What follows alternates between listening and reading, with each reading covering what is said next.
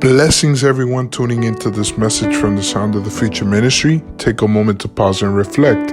In the book of Matthew, chapter 4, verse 4, the word says, "But Jesus told him, 'No, the scriptures say, people do not live by bread alone, but by every word that comes from the mouth of God.'"